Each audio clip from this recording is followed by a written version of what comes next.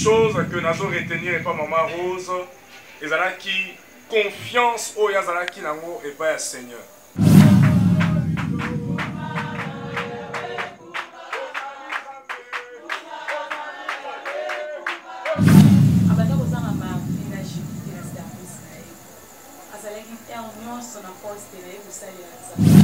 Que mutu oya kobima na selila kitalo bake ngai Maman Rose asala kinga boeto abetsa kinga libaku. Je ne pense pas que mutu na ça.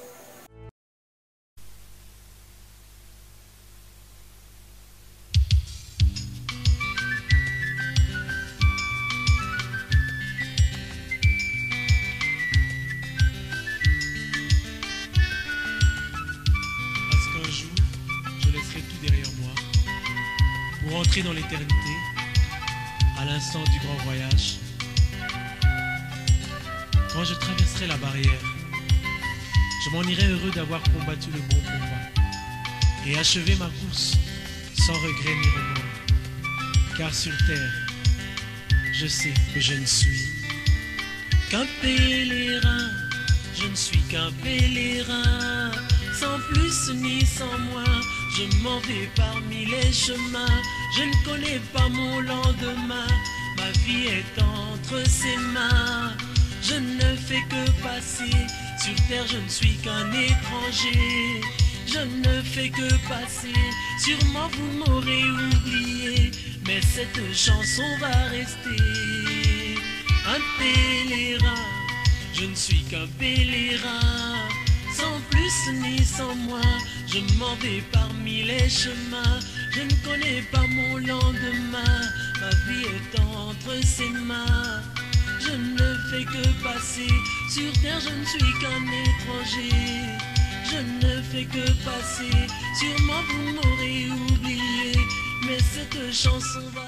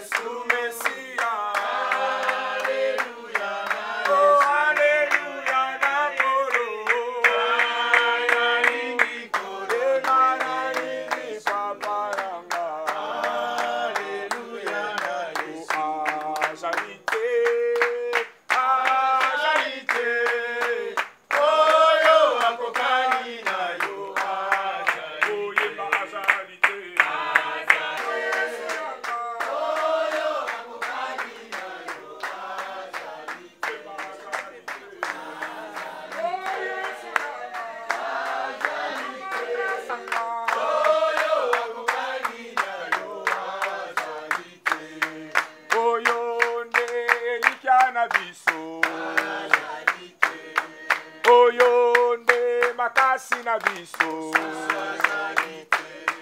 oyonde mobondisi mitema, oye bazalite.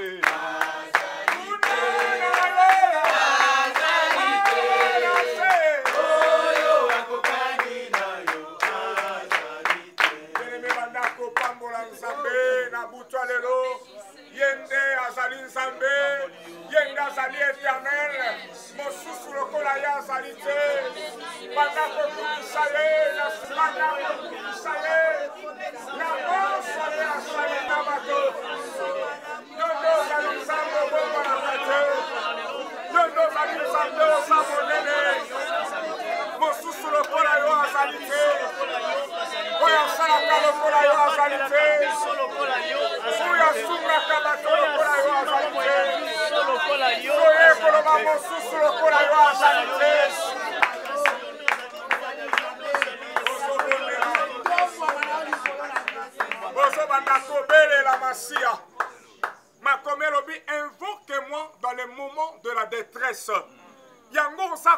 invoke Nzambe na moment oyo ya détresse na libota na ecclesia oza ko invoke yende mobondisi yende Nzamba kimia yende Nzamba pesaka mo esengo yende Nzamba sunga kabato banda ko belela masia ozo belela masia azali Nzambe kibelo biete na moment de détresse yende akakokakola na moment yende akakobondisa oh Jésus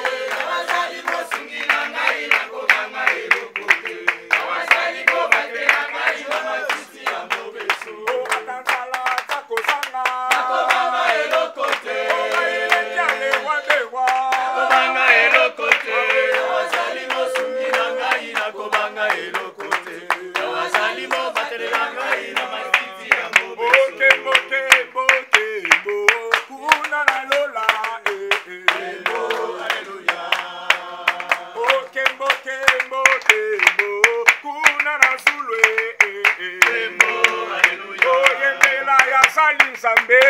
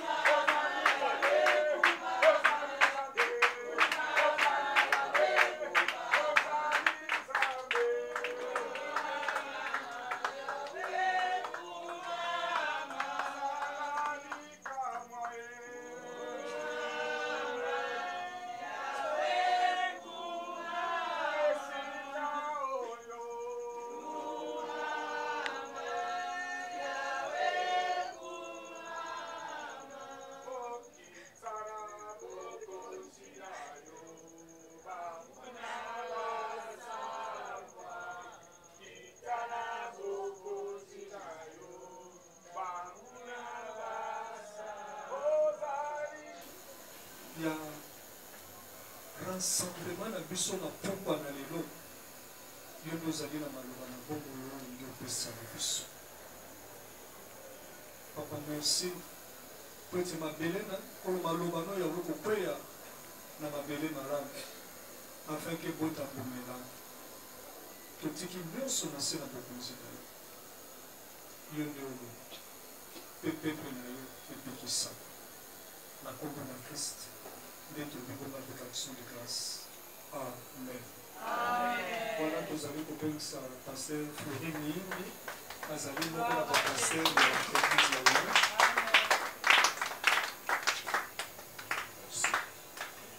C'est tout pour mettre la chose au colon.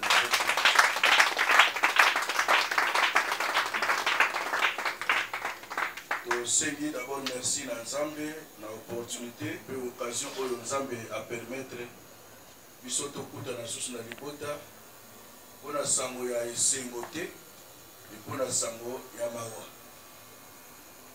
Nzambe ye moko alobela liloba na azali maître ya temps pe maître ya ma circonstance. Alléluia.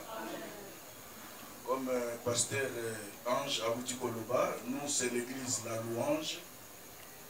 L'église La Louange, ils allaient monnaie, ils allaient partout dans le monde, dans la République, dans la ville à Kinshasa, nous pouvons avoir plus de 80 cellules, 80 églises aujourd'hui, plus de 200 pasteurs. Ils sont des tous allés à cellules à Kinshasa, dans la ville Isoki. Mais ici, tous allés évoluer, ici, quand on a des okuta na ba circonstances ya ezali pasi na batuleti biso ko exhorter lisusu bana na Nzambe, mais que Dieu nous fasse grâce. Amen, amen. Voilà un peu pour notre introduction et nous disons aussi merci à la famille, toute confiance que vous nous donnez encore de prendre la parole pour exhorter, pour assister dans mon colorelo et à veiller mon Dieu et à serre na biso et regretter notre sœur Rose. Voici la pensée de Dieu qui nous a donné encore pour ce soir. Ce que Dieu nous a mis à cœur, que nous allons lire, cette vieille écriture que nous connaissons tous. Que nous allons lire dans le livre des Ecclésiastes, au chapitre 7, le verset 2 et le verset 14. C'est là où Dieu nous a mis à cœur pour ce soir. Le verset 2 du livre d'Ecclésiastes au 7e chapitre, la Bible dit ceci. Mieux vaut aller dans une maison de deuil que d'aller dans une maison de festin, dans une maison de fête, dans d'autres versions. Car c'est là la fin de tout homme. Et celui qui vit prend la chose à cœur. Parole du Seigneur. Amen.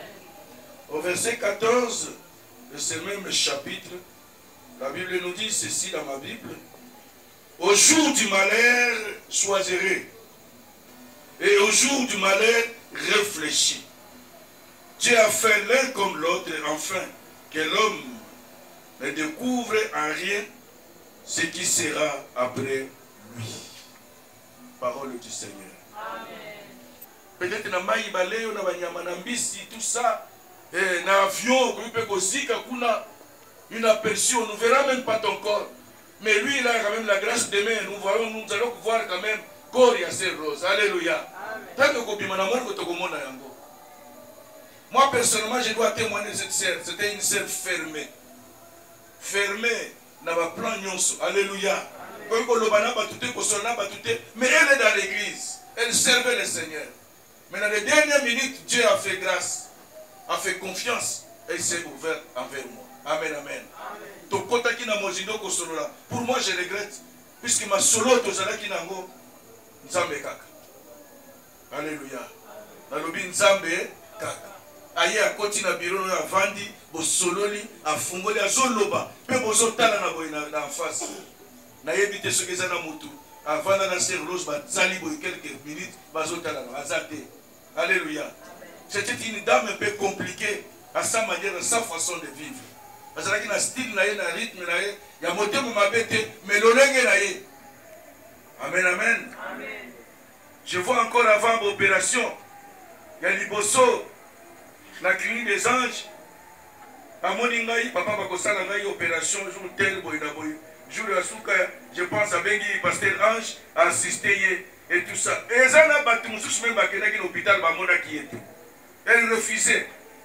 Je pense en dehors, il y a pasteur, il y a quelques personnes. Alléluia. Et j'arrive, dit, on annonce que le pasteur est là. Elle est très contente. Elle te reçoit. Bosololi, Bobondeli, tout ça. C'était vraiment bien. Amen, amen. Et elle a commencé à partager pour la vie. Azala qui n'a un souci, il y a famille, il y a makas. Il n'y a pas une batte, il y a un moutounous, il y a un sous. Il y a un problème, il y a un intimité. Alléluia. Azala qui n'a le lengue, il y a un. Soka lobi vandawan, vandawan.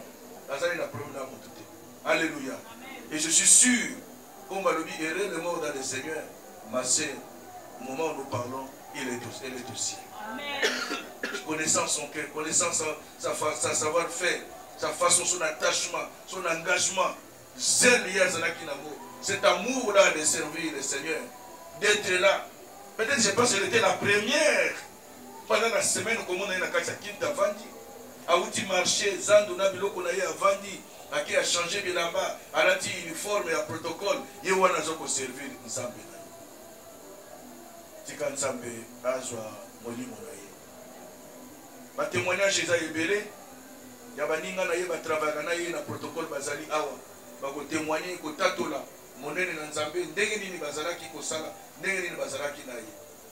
Ndeko isolo na biso na poko lelo le thème na bino ebitumisa mate ye akena ye na repos azana kimia mais yo tikali ozana kimia te soki motema na yo eza malamu te muto abi poser ba question te nani asali boya boye tout ça ba même mabino pe na banzela ya mabete lukuta Dieu seul sait puisque Nzambe muto asimbi liwa eza Nzambe muto motilité ya que Dieu ce qui a décidé à se décider. Ce qui a boyi ndeko ata obeti batono na mutuka 1100 ce qui nzamba lobi okufa jour ate okufa na ata bandoki ba se réunir au temps balobi akokende ce qui nzambe a décidé te apesi ordre te apesi mokano na yete okufa te yango bomona ka bato ebele ata avion eziki likolo mutu moko abimaka tete. Alléluia. Loba mukolo na esala nini ekokaki te tika nzambe isika oyo mitema ezokaki bakina na Yesu esopana toyebi ke ezali perte akei oyo tokomona Yesu soki ndenge banzembo mosusu ezalaka nga nalobi tokomona ye. Alléluia. Tokomona na po ye aprécédé kaka tokomona na soki mitema na yo eza bien soki mokolo wana mpe oyamba Yesu na bomoi na yo ntango balobi jour ya résurrection wana ekozala baseku nyonso bakosala nini bakoseko.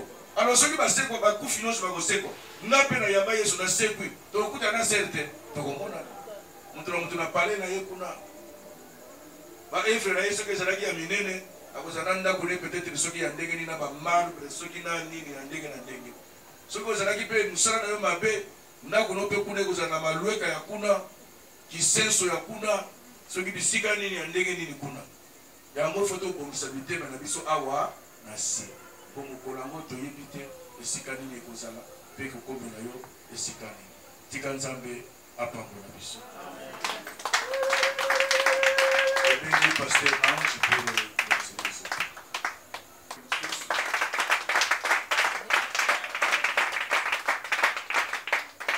nangina bakisa témoignage moko pasteur apesi ya famille nembaka mokolo mosusu tozalaki je crois na bien aimé nanga frère John. Après prière à combat spirituel à Bengibi, ils sont présents au bi, nous allons indépendant au Kazana. Au bi, nous avons petit action de grâce, bon de la Nzamba. Mais tantôt, Bino Kuna, beaucoup raisonné, mais hier Kotoyo, elle s'est sacrifiée même pour se faire cesser. Et Nazali Moko ya Mouto vraiment avant d'akine mingi et Nayebaki. Donc, ce qui a été déjà, donc, Vanda ou attends, il va changer place, il va dire aux zones de ce Sigawan. Et c'est un peu qui me fait vraiment, tant que ma sanguine est qui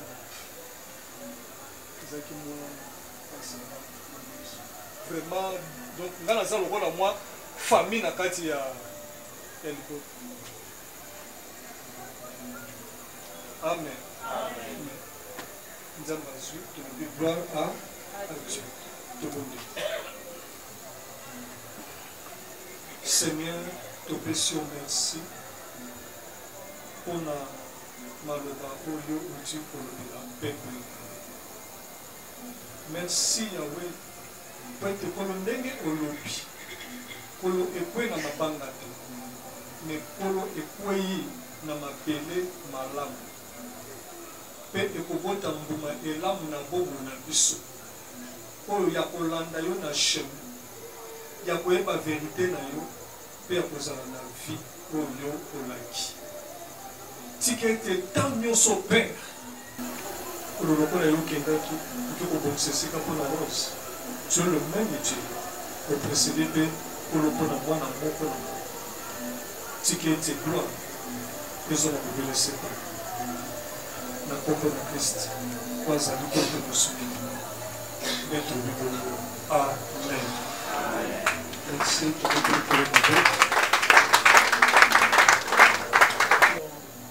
C'est Rose Atiki Pousso. Donc, à tellement que le rôle a reçu dans un américain. Mais pour que tu aies bouger. Alléluia. La koloba pour la sœur Rose. Sœur Rose, vraiment, azalaki servante qui m'ont passé la qui nous a de la carte église à louange. En tout cas, avec mon coup, avec le ça m'a marqué parce que avec nos amis mardi na jeudi la service na eux. Azalaki un union son poste na eux pour ça les azalaki. Azalaki moi na moi si mon coup c'est vrai azalaki compliqué parce que azalaki ne aussi ça va tout. Mais muke nangai ce qui est civil donc la ngate na ngai ngwala tozako zonga na ezela mongo. Mona akomaki moya zelinga tozongi tozo partager muke na ye. Azalaki moi si mon malamu vraiment na tikala ko moni na problème te na kati église o aswani na mutu en tout cas zena na problème na mutu te azalaki bien na musala na ye tant nyonso azalaki en temps plein na poste na ye.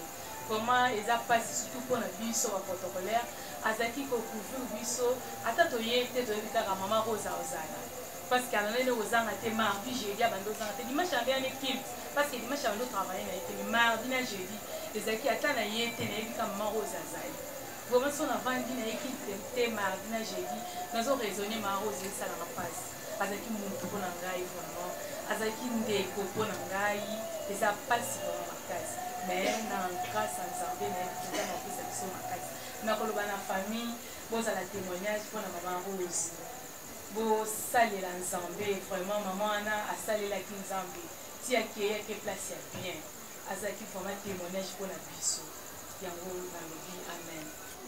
C'est que nazo retenir pas ya maman Rose ezali zèle na ye na musala Nzambe. Ezalaka chaque mardi et puis jeudi soki auti zando ya monene kosala musala na ye elle vient directement na préparation culte avant que culte banda akozalana avant 30 minutes to préparer culte longo na ye et puis atelemi na poste na ye abandi kokoti Shabbat.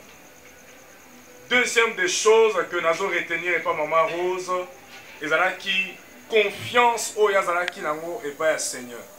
Chaque lundi, tant que nous avons la prière à combat spirituel, na bonde na kamiswa ko kangate, na talaka sal mobimba, na nazo sambela te. Mais pendant ce que na lança capacité de prière, na observe ka maman Rose mingi. Azalaka na kaye na ye na stylo. Ceux qui n'ont pas sa sujet de prière, ils ont commencé sujet de prière. Et puis ceux qui ont bandé au bon de là, puis bandé au bon de là.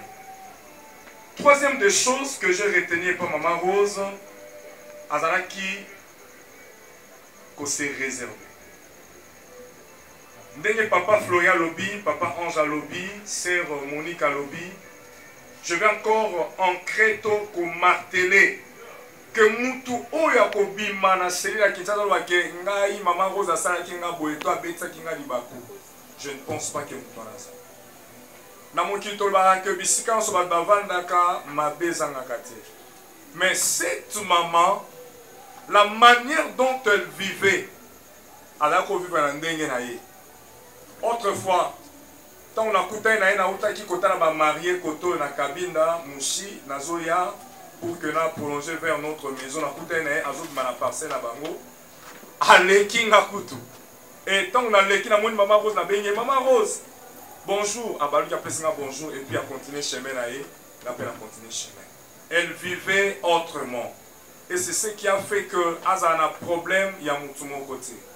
C'est pourquoi je vais encore profiter parce que dans la membre à protocole, tozangi maman Rose. Maman Rose azalaki na zel, maman Rose azalaki ko couvrir biso. Alors j'encourage na biso à serviteur, tolanda exemple, ya maman Rose na zel na ye. Elle était toujours présente dans l'œuvre du Seigneur. Pour la famille, Azali, lokola exemplaire, papa Ange Alobi, elle donnait même les actions de grâce pour la libota na eto bon de la pour la ndekosomoloto ndekompakala. Vraiment, tolanda exemple, ya maman Rosa. Nous sommes sûrs et certains qu'elle se trouve entre les belles mains de l'Éternel. Amen, amen.